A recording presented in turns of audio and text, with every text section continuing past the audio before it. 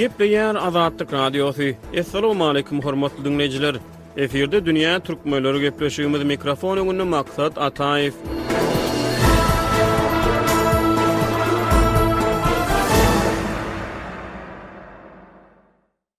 Hormatly dinleyijiler, 2022-nji ýylda Sowet Sosialistik Respublikalar Soýuzynyň döredilmegine göne 100 ýyl dolýar. Bu sene bilen baglykda biz dünýä türkmenleri gepleşýümiziň bu sanyna 1922-nji ýyl Russiýanyň we goňşy ýurtlaryň maňlaýyny garaldan ýyl atly makalany siziň dikkatiňize ýetirýäris. Russiýa 1922-nji ýylda esasan harby ýagdaýlar düzgünü şertlerine gowşan hökümet durandyrşy, ýurtda henizem dowam edýän raýa turşy, Volga sewitine ýaýraýan aşlyk bilen gadammasy, ýurdun käbir künjekleri henizem daşary ýurt interwensiýa güýçleriniň golasyna galýardy.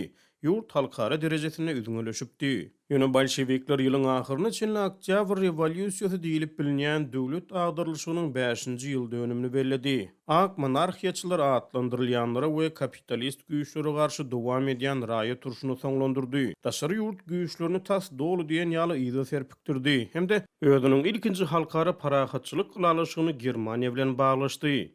1922-nji ýylyň 30-njy dekabrynda Russiýa, Ukraina, Belarus we Transkavkaz Respublikasynyň Sowet hökümetleriniň wekilleri Moskwada täze döwletiň aradan 2 nesil soňra global güýje uruljak Sowet Sosialistik Respublikalar Soýuzynyň döredilýänini oglan etdiler. Ýöne aradan bir asyr soň açyk aýdyn görnüşi ýaly 1922-nji ýyl Rus halky üçin hemde goňşy ýurtlaryň halklary üçin ykbal kesgitleýiji ýyl boldy. Ýurt 1922-nji ýylda öz geçmişi bilen arany aýgytly açdy. Siýasat, daşary gatnaşyklar we medeniýet babatda ýagdaýlar özgördi. Onlar şu ýyl dowam etjek totalitar zulmyň düýbi tutuldy. Sowet Soýuzynyň dargamagyny geopolitik betbagçylyk atlandyran Rus prezidenti Vladimir Putiniň we beýlekleriň ahmal ýatlamazlygy saýlap boljak wakalarynyň 100 ýyllygy şu ýyl bellenip geçiler.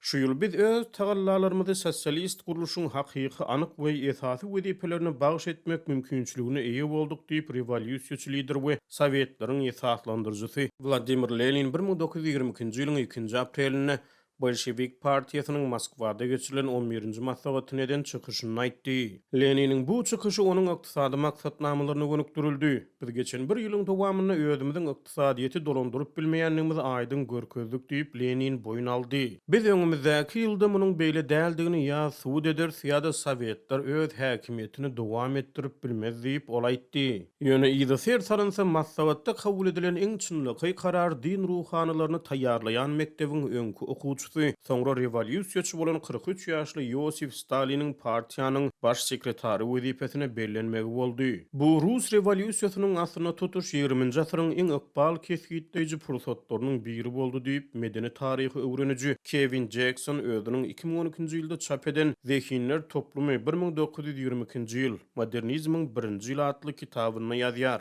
Staliniň bellenen täze wezipesi onuň öňdäki ýyllarda ele geçirjek absolut häkimiýetinden uzakda boldy.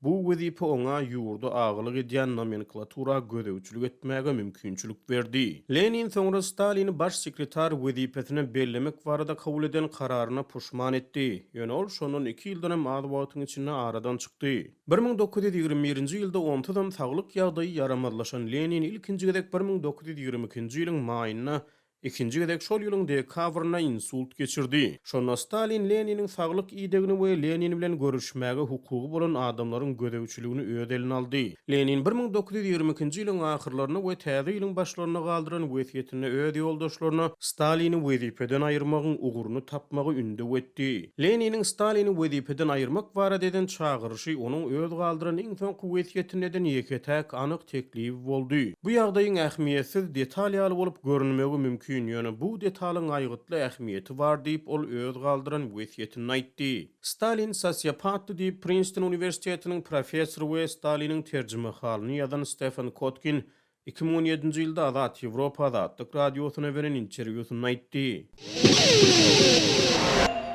Bütün Russiya adatdan daşary ýagdaýlar komissiýasy ýagny ÇK 1922-nji ýylyň 2 fevralyna İçeri işler halk komissarlygynyň ýagny NKVD-nyň döwlet syýasy upravleniýasy boldy. Rehimsiz Felix Dzerzhinskiň ýol başlygyna ÇK-nyň gizlin polisiýasy Leniniň 1918-nji ýylyň sentýabryna kabul edilen gyzyl terror siýasatyny durmuşa geçirip başlady. Biz bir adama garşy göreşemdok diýip bolşewik rewolýusiýasy we ÇK ofiseri Martin Latsis 1918-nji ýylyň noýabryna gyzyl terror jurnalyna ýazdy. Biz tutuş burjuwa gatlygy ýok edýäris, bu gyzyl terroryň özünidir diýip ol aýtdy. Göräýmäge ÇK-ny döwlet syýasy idarasyny öwürmeklik durnukly döwlet institutlaryny döretmek we pudoklary siyasi gödäwçilik üpsün etmek tagyllarlarynyň bir bölegi bolmalydy. Ýöne muňa garamazdan pazarlayan bürokratiýa barada şikaýetler şeýle bir giň ýaýrapdy bolan bu ýagdaý Vladimir Mayakovskiň 1920-nji ýylda ýazan Otronlar goşgusyndan başlap Sovet satira janryny tutuşlugyna gurşap aldy. ÇK-nyň täzeden guramalaşdyrylmagy gyzyl terroryň jylawyny çekmelidi. Ýöne tersine bu iň göz çykýan tejribeleri şol sanly siyasi garşydaşlaryň matlaply ýyldyrlanmagyny kada öwürdi. ÇK döwlet siýasy upravleniýasy ýagny GPU boldy. Munyň bilen bu edara belli bir derejede siýasy gödäwçilik astyna alyndy. Bu terroryň gowşamalydygyny aňladýardy, diýip Sankt-Peterburgly taryhçy Boris Kolonski 2021-nji ýylda Azat Ýewropa Azatlyk radiosynyň rus hulugyna beren interwýusyny aýtdy. Ýöne munyň tersine terror hasy guramalaşdy diýip ol belledi. Olar 1922-nji ýylda sosial rewolýusionerleriň diňlenşigini geçirdi diýip Kolonski bolşewikleriň aman galan iň esasy siýasy garşydaş toparyny gödeňinde tutup gurrun berdi. Bolşewik partiýasynyň öz içinde erkin diskussiýanyň hemde bölünçlikleriň çäklendirilmegi nurbatlary towlan iň berk çäreleriň biri boldy diýip ol belledi. Raýat turşy döwründe ak gwardiýaçylaryň döreden howpy egsilen soň täze düzüm içerik üntügönük durup başlady. Bu reforma kaziýet karary bolmadan ÇK-nyň adamlary jezalandyrmak ygtyýarlyklarynyň wagtlaýyn ýatyrylýanyny aňladýardy. Ýöne döwlet siýasy upravleniýasy ýagny GPU siýasy we ykdysady düşmanlary Sibire we Uzak Demirgazyga sürgüni iýermek tejribesini tiýit wagtda giňeldip başlady. Gulag ulgamyna öwürlen ilkinji lager 1923-nji ýylda Solovjetski adalaryna açyldy. Şondan bir ýyl soň döwlet siýasy edarasynyň agentlerine belli şertlerde adamlary jezalandyrmak ygtyýarlygy gaýdyp berildi.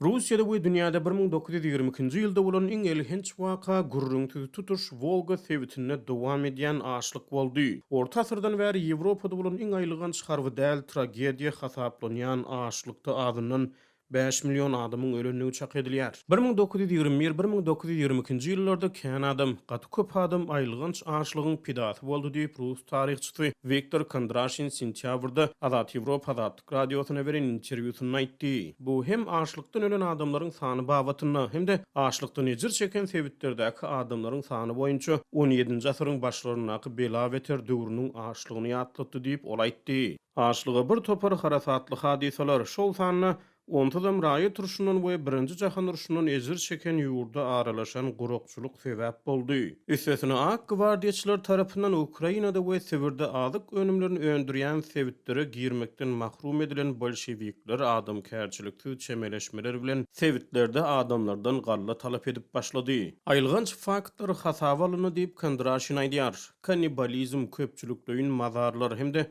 açlyk sebäpli tutuş maşgalalaryň öz janlaryna has etmegi ýaly hadisalar diýip ol aýdýar. 1918-nji ýylda Lenin azyk önümlerini talap etmek üçin Stalini Gunorta Tsaritsyn şäherini ýiberdi. Bu şäher soňra Stalingrad, häzir Volgograd adlandyryldy. Lenin Staline rehimsiz bolmagy buyruk berdi. Arkaýyn bol, elimiz sandyramaz diýip Stalin jogap berdi. Bir hiç kime rehim etmez diýip ol aýtdy.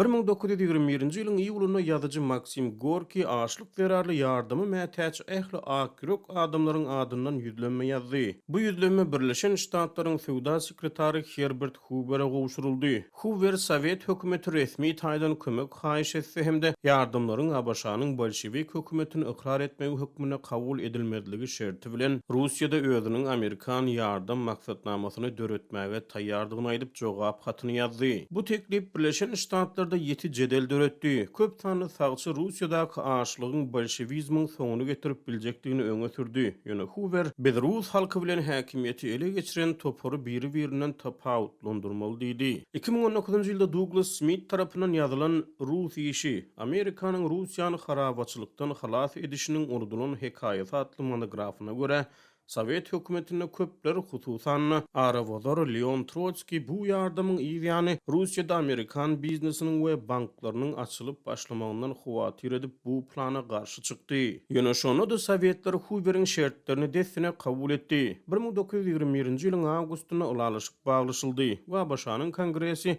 bu maksatnamy üçin $20 milyon möçberine maliýe serişdesini bölüp berdi. Rus hökümetiniň $18 milyon möçberinäki goşondyny hem-de özbaşda haýyr sahabatçylary hasaby goşanyňda Hoover yardım tagallalary üçin $78 milyon tüwereg pul serişdesini toplady. 1922-nji ýylda Amerikan kömek gullugy azyndan 768 milyon tonnalyk azyk önümlerini getirip her günne 10 milyon adamın garnyny doýurýardy. Şeýle bu maksatnamanyň çägini açlykdan ejir çeken Sowetlerде 125 000 Russiýaly iş bilen üpçün edildi. Bu maksatnamanyň üstü bilen 16 000 keselhana ýardam berildi. Her günne yarım milyondan gowrak adam saglyk bejergisini kabul edýärdi. Bu taslama arasaçylyk şertlerini gowlandyrdy. Sowetde holera we beýleki keselleriň ýüze çykmagynyň öňüni aldy. Şeýle bu ýardamlaryň çägini 1922-nji we 1923-nji ýyllarda müňlerçe tonnalyk galla tohumlary Russiýaga getirildi. Tohum ýardamlary soňu bilen Sovet hökümetiniň eksport girdijilerine goşunt goşdy. Rus halky we hökümeti elhenç betbagçylyk döwrüne öýerlerine edilen jomart ýardamlary asla unutmaz diýip açlykdan halas ediş gullugynyň başlygynyň orunmasary Bolşewik lider Lev Kamenew Amerikan ýardym gullugynyň wekili William Haskell'e ýazan hatyny welýär.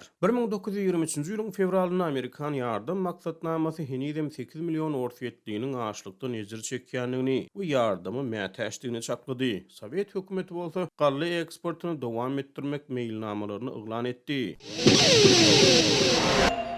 Mart aýynda Sovet hökümeti kilise emläginiň döwlet taýyryna geçirilmegine garşy parahatçylyk protestlerini geçiren onlarça pravoslav din ruhanysyny we bir katolik dinçini Konstantin Budkeviçi jogapkärçilige çeken soň Günbataryň Amerikan ýardym gullugy Russiýa maksatnamasyna bildirýän goldugy gowşady. Güne bildirilýänleriň Budkeviçden galany udak möhletli türme tutulgyny hökm edildi. Budkeviç bolsa katolikleriň Pasxa bayramçylygyny atylyp öldürildi we köpçülük mazarlygyna jaýlandy. Amerikan ýardym maksatnamasy öz işini tamamlamak kararyna geldi. Jenap Hoover Russiýa işi bir işin tamamlananyny özüniň ören şat bolanyny aýtdy diýip döwlet departamentiniň bir resmisi habar berdi. Ol bolşevikleri düýbünden ýigrenýärdi we olaryň ýol başlygyna bir hökümetiň işläp biljekdi onanmadı diýip resmi aýtdy. Stalinin golasyna 1930-njy ýyllarda we şondan soň Amerikan ýardym maksatnamasynyň taryhy tanap bolmajak derejede ýoýuldy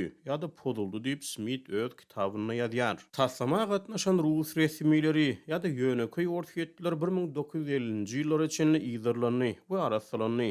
Beýik Sowet ensiklopediýasynyň 1950-nji ýyldaky neşri Amerikan ýardym maksatnamasy Sowet Russiýasyna içhalyçylyk we ýykynçylyk hereketleri üçin hem-de kontrrevolýusioner elementleri goldumak üçin bölüm döretmegi maksat edilýärdi diýär. 1962-nji ýylda mektep okuwçylary üçin çap edilen bir ders kitabyny Amerikan ýardym maksatnamasy gezdinlikde gowy bolançy güýçleri guramalaşdyrmagy maksat edilýärdi. Bu dildewşik döwlet syýasy edarasy tarapyndan puýy çykaryldy diýilýär. Amerikan ýardym maksatnamasynyň tagallalary Smith we Sowet Soýuzynyň dargamagyndan soňra Ýewropanyň hem-de Birleşen Ştatlaryň öňkü Sowet ýurtlaryna ýiberen ýardamlaryna meňdeýär. 1992-2007-nji ýyllar aralygynda ABŞ hökümeti öňkü Sowet Soýuzyna girýän ýurtlary $28 milyard barabar ýardam bilen üpçün etdi diýip Smith ýazýar. Diňe 1999-njy ýylyň özünde Russiýa ABC-dan bahasy tas $2 milyard barabar 5 milyon tonna iýmit önümlerini haýyş etdi. 1999-2000-nji ýyllarda ABC-nyň we Ýewropanyň Russiýa ýiberen azyk ýardamlarynyň möçberi tutuş Afrika materiýalyna ýiberilen ýardamlardan geçdi diýip ol belleýär.